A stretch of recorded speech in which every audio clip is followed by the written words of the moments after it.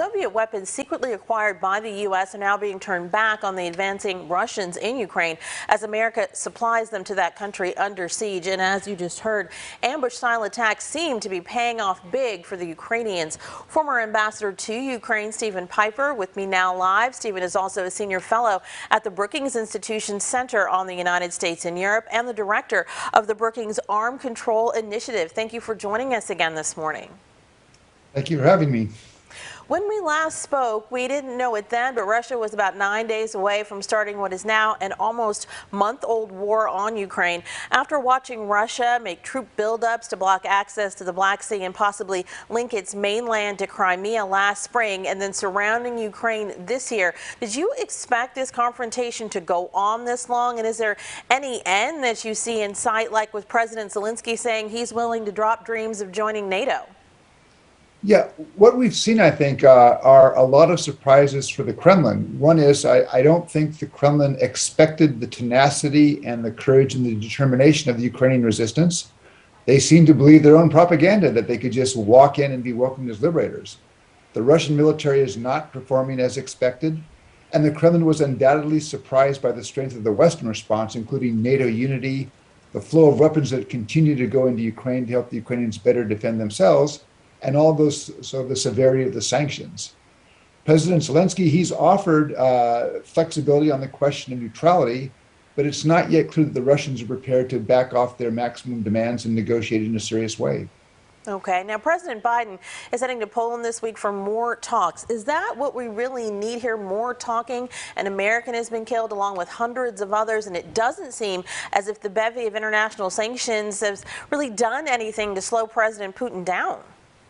Well, first of all, I think you need to give the Biden administration and the president credit for the consultations that have been continuously going on since December, and this trip to Europe is part of that. And it's helped shape a Western response that, again, puts sanctions on Russia that are going to decimate the Russian economy. The Russian ruble has fallen in 30% in the last month. Russian stock markets have not opened because they understand as soon as they do, there will be a crash. And Russians are going to see double-digit inflation. So there's a big impact here, and it was because of that diplomacy.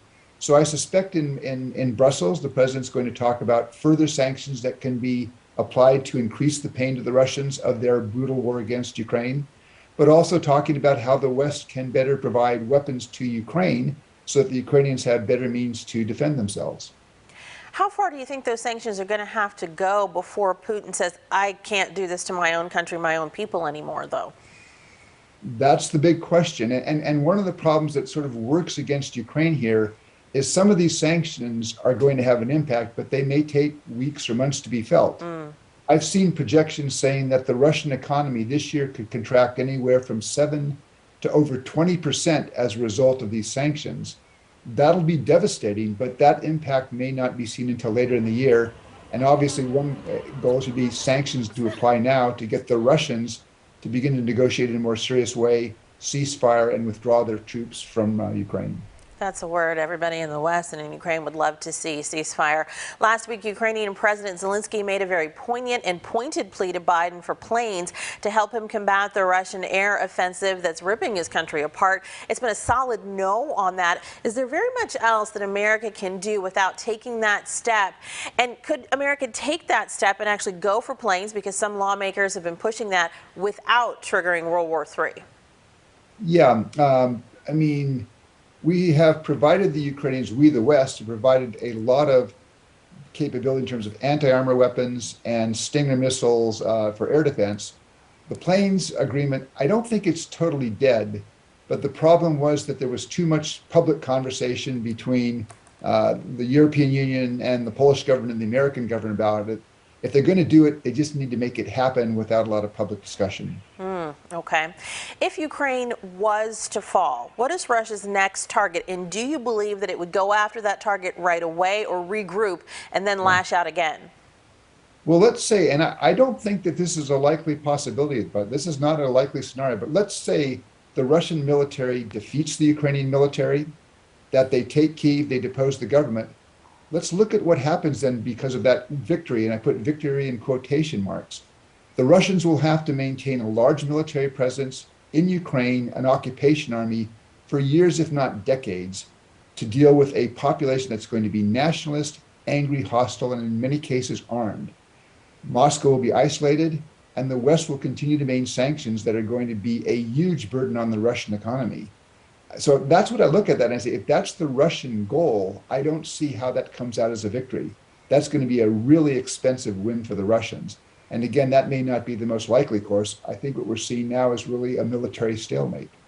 So is this going to kind of pivot on the idea of Ukraine not going into NATO, not ever wanting to join NATO? Because how else does Putin back out of this and save face, which we know is very important to him? Yeah. Well, if Ukraine said we're going to set aside our ambition to join NATO, that would be one thing that Putin could use to claim victory. But again, when I watch what at least Putin is saying publicly, my sense is his demands go way beyond that. So neutrality, okay, that means Ukraine will not seek to join NATO. But my guess is Putin says that also means that Ukraine can't have a relationship with the European Union. And what guarantee then might there be for Ukrainian security? Remember, in 1994, Russia committed to respect Ukraine's territorial integrity and its sovereignty and committed not to use force against Ukraine as part of the deal in which Ukraine gave up what was then the world's third largest nuclear arsenal. And the Russians, of course, have now totally shredded those commitments. How do you trust the Russians now if you're in Kyiv? Exactly, a big question that they're going to have, and of course, all eyes all around the world on this. Thank you so much for joining us again to help us understand what is going on there. We appreciate you. Thank you.